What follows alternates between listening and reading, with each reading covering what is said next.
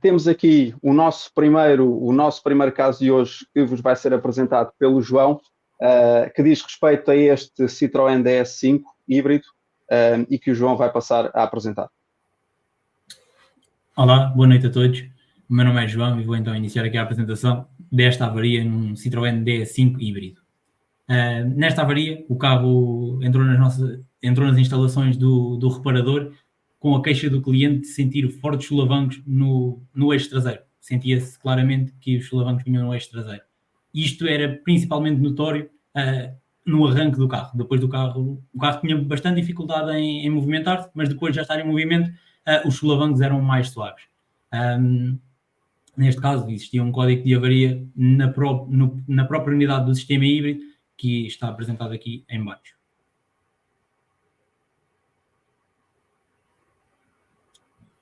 Perante esta situação, vou então dar aqui uma breve explicação sobre o componente avariado. Isso, João, para a gente contextualizar também aqui um bocadinho a questão destes carros híbridos, aqui um bocadinho esta questão do que é o redutor, que às vezes faz um bocadinho de confusão ao pessoal.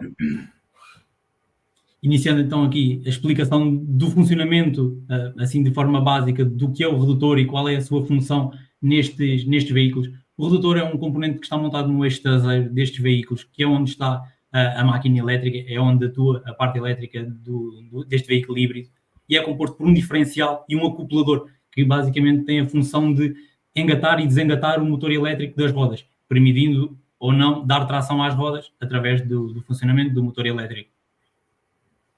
E daí a designação de híbrido Ford, correto?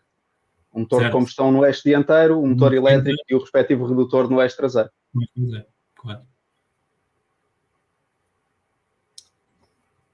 Dados então os sintomas que já descrevemos anteriormente, o técnico, depois de receber o carro e confirmar os sintomas descritos pelo cliente, deve então iniciar por conectar o equipamento diagnóstico, ver se efetivamente tem ou não a presença daquele código de avaria já referido anteriormente. Na maioria dos casos que temos nota desta avaria, ele costuma estar sempre presente, mas pode também não estar, caso seja também uma situação ainda mais numa fase inicial. Deve também selecionar na unidade do híbrido alguns parâmetros, mas há dois parâmetros aqui que são fundamentais, que é um parâmetro que nos dá a diferença de rotação entre o motor elétrico e as rodas do eixo traseiro, e também o parâmetro da ativação do redutor do eixo traseiro, que faz ou não acoplar o motor elétrico. Consultando então estes parâmetros, neste caso específico que estamos aqui a relatar, notava-se uma diferença de rotação entre o motor e as rodas. Neste caso, aproximadamente 14 rotações por minuto na maioria das situações.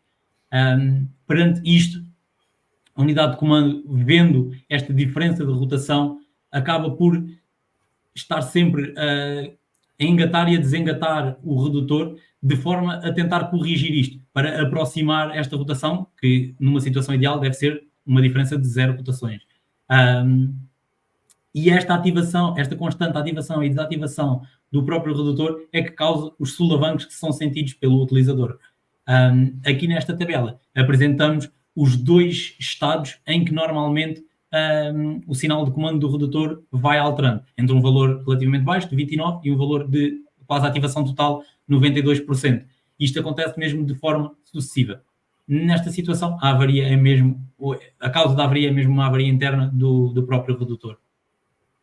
Aqui importa também, se calhar, contextualizar, João, a questão que falaste da unidade de comando do sistema híbrido, também faz aqui um pouco confusão às vezes aos técnicos. Este carro tem mais do que uma unidade de comando híbrida, tem a unidade de comando híbrida, tem a unidade de comando da máquina e depois a de injeção, que às vezes acabam por causar aqui alguma confusão onde é que se vai procurar estes parâmetros, não é? Certo. No limite é varrer tudo aquilo que está associado à componente híbrida da viatura. João, deixa-me só colocar aqui uma questão antes de avançar e fazendo aqui um parênteses. Estamos perante aqui uma avaria que é essencialmente mecânica, mas que ainda gera algumas dificuldades entre os técnicos, embora seja uma avaria que nós, e aliás, quando nós falamos até internamente no suporte e aparece um destes casos, nós quase dizemos logo redutor, não é? Quase não precisamos não precisamos do resto dos sintomas ou dos códigos de defeito, dizemos logo a substituição do rotor. Mas o que é que achas que leva a esta dificuldade entre os técnicos? Será por se tratar de um carro híbrido e haver, se calhar, aqui alguma falta de conhecimento do funcionamento do mesmo? Sim, eu penso que sim. Eu penso que é mesmo um receio inicial que impede a maioria dos reparadores quase de iniciar sequer o diagnóstico e a posterior reparação. Apesar de se tratar de uma coisa 100% mecânica neste caso, eu acho que o receio inicial pela falta de conhecimento os impede quase de aceitar esse trabalho e iniciar o procedimento de diagnóstico e posterior reparação apenas pelo receio, por não saber como funciona o sistema corretamente e então, como não se sentem confiantes para isso, acabam por não reparar uma coisa que neste caso, apesar de ser um veículo híbrido, não está ligado diretamente à parte híbrida. Pronto. E aqui é o que eu tenho visto também um bocadinho muito pelas formações, depois o Arthur mais para a frente até pode complementar, se for o caso, que há muito esta, não digo falta de informação, mas é muitas das vezes a panóplia de sistemas híbridos que existem no mercado que depois levam a estas dificuldades da identificação de um problema que à partida ou aparenta ser um problema simples, mas depois por desconhecimento técnico do funcionamento do componente que pode levar a isto.